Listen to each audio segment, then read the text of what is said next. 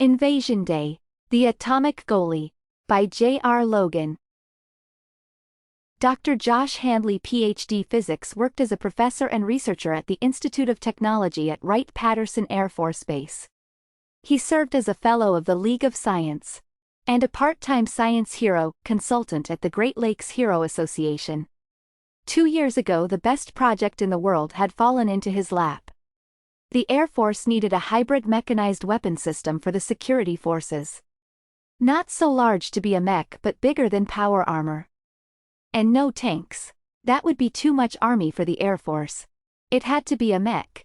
The only limit was 4 units had to fit on an C-130 Hercules. The project involved fellow super scientists that were minor league hockey fans.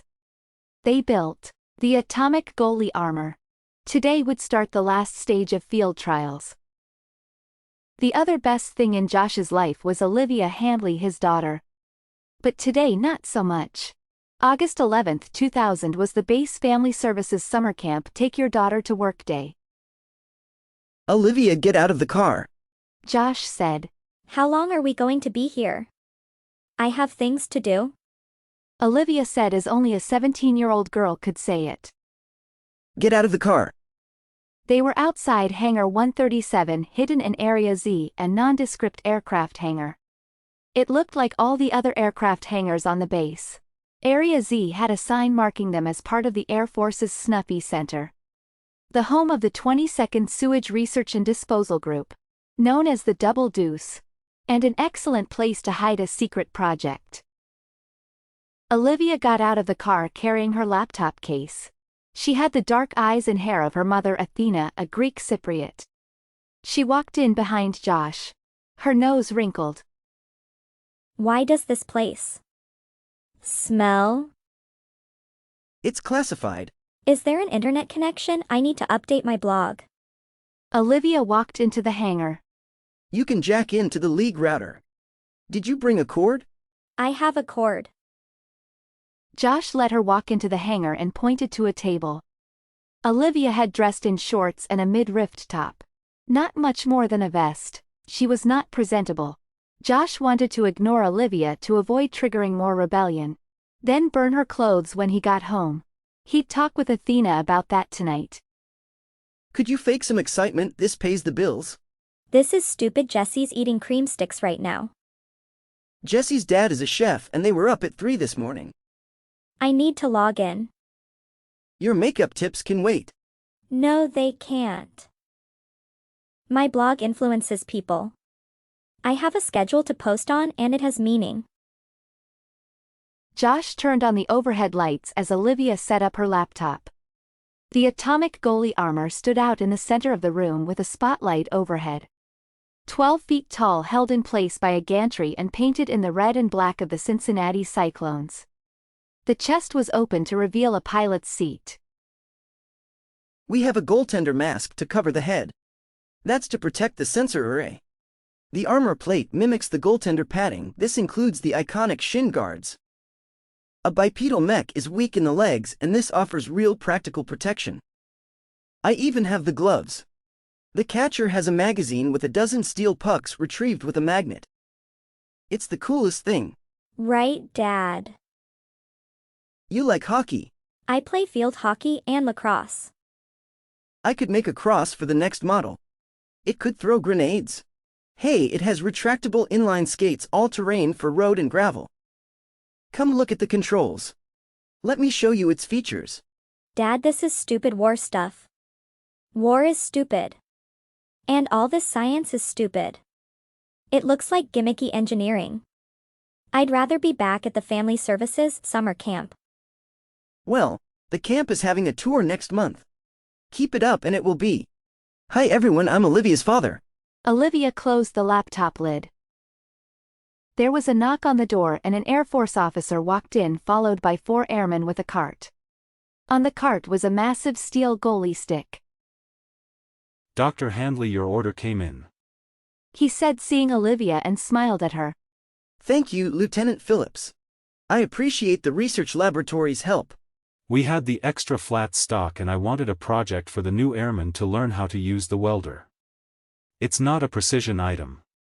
Phillips said with his eyes on Olivia. The airman lifted the goalie stick to the work table. This is Olivia, my daughter. Oh, He looked away from her. that's right.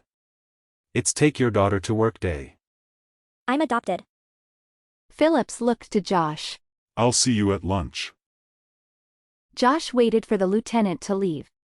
You can't even make an effort to be polite. He's a stupid army guy, the base is full of them. And he was staring at me. The thought of sending her to Cyprus to stay with her grandmother crossed Josh's mind. Olivia, you're a makeup blogger. People are supposed to stare at you. And you're dressed for the beach. You're acting as stubborn as your mother. They didn't talk for an hour. Josh did the final prep for the test after lunch and Olivia made a 3-page blog post on eyeliner. Outside was a crack of thunder. Then the floor shook and rippled. An impact cracked the concrete and bent the hangar doors, but they still held in place. Loose equipment fell to the floor or was tipped over. The table tilted and Olivia grabbed her laptop to keep it safe. Josh with staggered steps moved closer to Olivia. Near the armor was a fire locker. He opened it to get out the respirators. The air raid sirens started their howl. Dad? Put this on. Josh held out the mask. What's happening? Olivia said, taking the mask. There was another crash outside. Josh tensed. He waited for the flash of light, expecting a nuke. But what he heard was gunfire from next door. There was a security force squad in the next hangar at all times. Josh didn't know why, and knew better than to ask. Josh thought it looked like a raid, but they were not after us. Olivia, we're going to run to the car and get out of here. What's happening? Josh pulled her to the door by the shoulder. Before they got across the hangar, the man door buckled from a hit outside. They stopped. A claw sliced into the door. It peeled away the metal. A set of compound eyes looked in at them. Josh turned Olivia around back to the armor. Get in. Josh lifted her by the shorts up the gantry to toss Olivia into the pilot's seat. What is that? Josh buckled her in the seat. He released the hydraulics that held the hatch open. It closed slowly and controlled. What are you doing?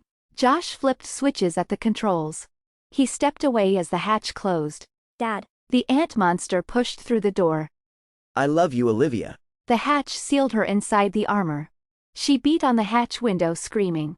Josh looked at the creature pulling itself through the door.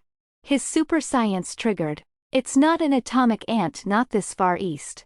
It's an alien attack, Josh thought in microseconds. He knelt next to the tool cabinet and reached under it. A zap gun was duct taped underneath. The security force would have a fit if they knew about the energy pistol. Rules were now a thing of the past. The ant charged into the room as Josh leveled the pistol. With a blue flash, the energy beam sliced the head, dropping the alien. Josh ran to the computer terminal linked to the goalie armor. From the command line, he started the armor's emergency boot-up script. More ants came into the hangar. Josh moved away from the armor and sliced down an ant with each blue shot until the zap gun ran dry. Olivia watched the ant creatures force her father into a corner. He made a last stand with a wrench. Mandibles and long hooked arms slammed his body into the floor. Olivia looked away as a headache spiked behind her eyes with more pain than she had ever felt. Her hands reached up to pull her eyes out. Then Olivia passed out. The endorphins kicked in as Olivia woke up. The pain had passed and she felt good. Reality snapped into clarity. The details of the bloody aircraft hangar. The ant monsters had left her father a bloody smear on the floor. The blinking lights brought her attention back inside the armor. Fear left her mind. She looked over the cockpit. The speed of her thoughts were like flashes of light. Dad's design made sense. The genius in the layout all made sense. She flipped a switch. Power reactor startup initiated. The computer said. I've manifested. She pulled the neural helmet down over her head and waited. Neural imprinting complete. Welcome to the Atomic Goalie armor. With the helmet on, she could hear the gunfire outside. The radio traffic of the security forces called for help. Then the clarity faded and the bloody gore returned to her mind. Olivia would never see her father again. The doors to Hangar 138 opened and the AC-130XZ rolled out at speed without direction from the tower. The engines pulled the massive craft along as fast as the pilot would dare. A wall of dead aliens ringed the hangar. The security force and flight crew had fought them off for an hour while the plane fueled. Lieutenant Phillips stood at the hangar doors. The security forces and the AC-130 maintenance crew watched the plane leave. The control tower burned in the distance. All the rules and safety policies evaporated to get the gunship down the runway. It had to get airborne. Then everything will turn around, Phillips thought. The gunship ran down the runway. Engines roared, gaining speed, then lifted into the air. The zap gun started to fire blue beams into ground targets before the landing gear came up. The gunship began a wide circle over the base. Blue fire rained down on the ant creatures. The security force stood around Phillips with their backs to him, watching for more aliens. The radio operator couldn't get anything from the base command and control. Looks like we're on our own. Phillips tried to think of what to do next. He saw Josh's car by Hangar 137. He saw the man door ripped open. Sergeant, secure that hangar. Thoughts of water, ammo, shelter and food worked through Phillips' mind. He followed behind the security force. The airmen knew their business and could handle the alien killing. Phillips noted the times in a notebook and would write the report later. They found the hangar a bloody mess and more dead aliens. The sergeant handed him a zap gun. Empty. Phillips passed the zap gun to an airman. Find a magazine or charger for this, we may need it later. Sergeant, did you see Dr. Handley's daughter? No, sir. Lieutenant, there's a girl in the armor, an airman said. The glow of the controls lit her face. She had been crying. A helmet on her head hung down from the upper cockpit. Phillips remembered the briefings about a brain interface. A computer-assisted movement system. The gunner on the AC-130XZ had the same equipment. The sergeant knocked on the canopy hatch. Miss Handley? Can she hear you? An airman said. She's hooked up to the system, she should be able to hear. Lieutenant. An airman said. Command is back online. They had to move. We are to shelter in place until they get reorganized. Let me know when they have work for us. Aliens have invaded. What am I going to do? Insects. They think like or act like insects. Mom? They'll kill Mom. Focus. I have Dad's powers. Thoughts with the force of sound crashed in her mind in a bundle of noise. The airmen entered the hangar. They searched until Phillips came inside. Olivia could hear the radio traffic around the base and the aircraft above. With thousands of radios, the local emergency service traffic poured into her head. A cloud of noise through the helmet filled her mind, interrupting her thoughts. Dad. Too old to manifest as scientist. He said. Olivia's thought jumbled in her mind. The sergeant knocked on the hatch. Olivia looked at him. Felt that. She started to feel the biofeedback of the armor's systems. The radio. She isolated the radio channels that dumped noise into her mind. The faraway radio sources faded. She found modulation filters or imagined them to make the radio channels understandable. Olivia's mind settled down, free of the interference. Emotions drained as her mind absorbed the new world around her. The super science processed her grief. What should have been days or weeks of mourning passed through her momentarily. Phillips looked in at her through the hatch. Layers of radio traffic and telemetry entered the armor. The data started to show patterns. Her super science could take it all in as it became less chaotic. The aliens searched the airbase and nearby Dayton and Cincinnati. With a click, the external speakers were on. They're after the children. The aliens? What children? Any. The aliens look for the hive. Olivia's face changed again to a scared girl. They're going to kill everyone at the family center. They're searching for it. They don't know where, but they know it exists. I'll pass it along to the command post.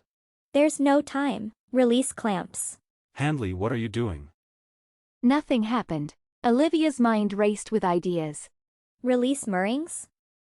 With a clang of the gantry frame falling away, the goalie armor stood on its own. Hold on.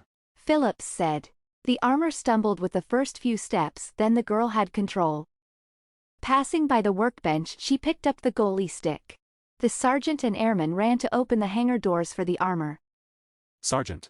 Lieutenant, our kids are out there. Bring the Humvees around, she's not going alone. The armor lifted each foot in turn to set the wheels. Then Olivia started to skate down the red line. She turned southeast, leaving the flight line behind. The goalie armor headed to the small city of buildings that made up the support and technical side of the base. The ant creatures were foraging and they looked around randomly over the same areas over and over. They walked in and out of the buildings. The security forces had time to hand out weapons from the armories. Cracks of gunfire came from every building. Phillips followed in the Humvee. He watched the goalie armor blindside an alien along the road with a body check. The alien staggered as the goalie skated away. The antennas opened in a fan to flutter. Soon more would come running to help. Olivia outpaced them. Handley, slow down, let them bunch up after you. Phillips said over the radio. Okay. The pursuing aliens built up a mass behind her. More seemed to come as they bunched up. Olivia ran them in circles. Phillips switched radio channels to the overhead AC-130. Zeus, fire for effect. We have it. Flash, flash, flash over. The gunner said. Azure lightning rolled over the ground, disintegrating organic matter. Anyone close to the beam would have the fillings in their teeth heat up. Where the beam passed, it left a 10-meter-wide strip of black char. 30 aliens vaporized in a second. Flash out, thank you, Zeus. The goalie armor listened to the radio traffic. It was a lot of jargon and military words. Some things Olivia could follow. But the screams for help were unmistakable. The aliens found the base community center and they found the airbase dependents. A woman had gotten a radio and she begged for help. It was a local building channel. No one would hear the call for help. Olivia hit the door to the community center at a run, ducking under the frame. The catcher grabbed the head of the first ant and the hydraulic fingers crushed the skull. She tossed it away to slam the next with the stick. Momentum in the room broke, turning to face the armor. With both hands, Olivia cleaved her way through the mass. Then the armor highlighted a target. A smaller alien looked around a table at the far end of the room, hiding and watching. Oversized antennas fluttered. She moved to it and a dog pile of ants clung to her. Jaws locked onto her limbs and head. The weight of numbers pulled her down. Handley, don't move. Came over the radio. The ants started to blow apart as something punched big holes into them. Airmen of the security force entered the building from the ruined door. They emptied their guns into anything with more than 2 legs. The armor's cameras showed her a truck pulled up to the doors. Lieutenant Phillips fired a big gun on top of the truck. Get the little one. He's in charge. No one heard her. The armor threw off the pile of ants. Olivia forced a way through the bodies. Once clear, she dropped a steel puck. With a slap, she sent it at the smaller alien. The puck missed high, taking the head off a nearby ant. More swings of the goalie stick cleared space around her. Olivia dropped a second puck, lined up the shot, and the hit sent it straight into the alien's face. Everything in the room seemed to stop. Then the panic began as the aliens ran from the building. 2 days later in Hangar 137, the Atomic Goalie recharged on a bank of heavy hydrogen fuel cells. The repairs of the goalie armor glowed with a hot pink powder coat. Olivia sat in the pilot seat with her laptop. She filled out the Air Force recruitment forms. The blood smear on the hangar floor had dried to a stain. Captain Phillips walked into the hangar. Good morning, Miss Handley. Congratulations on the promotion, Captain Phillips. Thank you. I heard you talked with the recruiter. I did. I'm looking at the Academy's Science and Research program. I'm going to finish Dad's work. The end. Text-to-speech audio provided by Narakeet at narakeet.com. Audio editing software provided by Audacity at audacityteam.org. Invasion Day stories can be read at loganhousepub.substack.com. Logan House Publishing audio is available on YouTube. and Logan House Publishing Podcast. Copyright 2023. Logan House Publishing. All rights reserved.